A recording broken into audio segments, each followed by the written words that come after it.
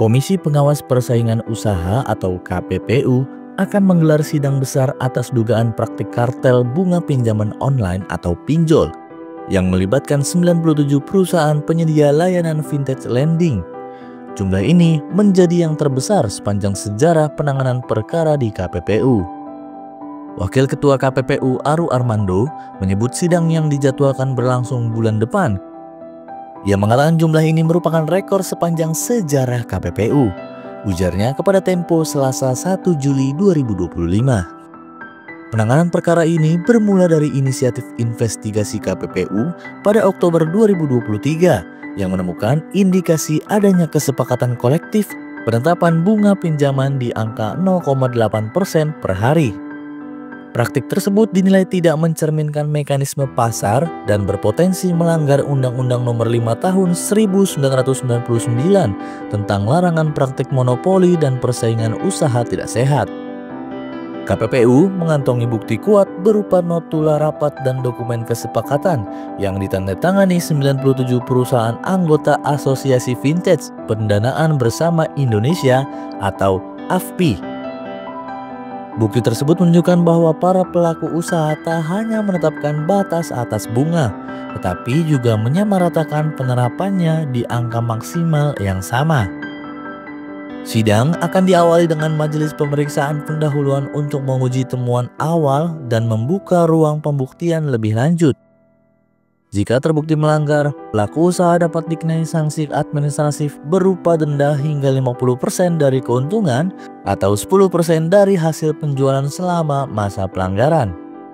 Ketua AVPI, Enjik Jafar, membantah tuduhan kartel. Ia menyatakan bahwa batas bunga 0,8% per hari adalah hasil koordinasi dengan Otoritas Jasa Keuangan atau OJK sebagai upaya perlindungan konsumen, bukan kesepakatan harga seragam. Menurutnya, angka tersebut hanya berfungsi sebagai batas etis dan tidak semua platform menerapkannya. Hal serupa disampaikan oleh Sekretaris Jenderal AVPI 2019-2023, Sunu Widiatmoko.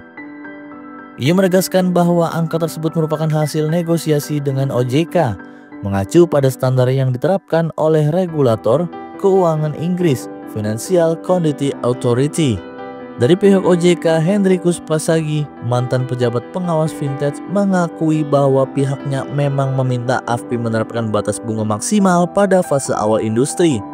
Hal ini dilakukan untuk mencegah kekacauan di tengah maraknya pinjol ilegal dan bunga yang sangat tinggi, bahkan melebihi 2% per hari.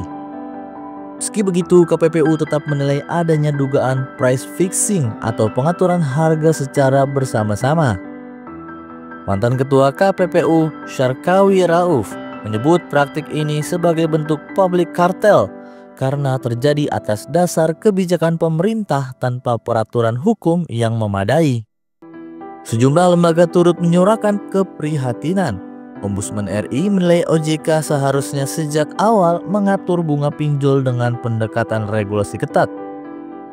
Yayasan Lembaga Konsumen Indonesia atau YLKI mendesak KPPU menuntaskan kasus ini demi perlindungan konsumen. Sedangkan Direktur Nexpoli Yusuf Wibisono menilai pelimpahan peraturan kepada asosiasi industri adalah kesalahan strategis yang bisa berakibat fatal. Saat ini, KPPU masih mendalami struktur pasar dan pola keterkaitan antar pelaku industri pinjol.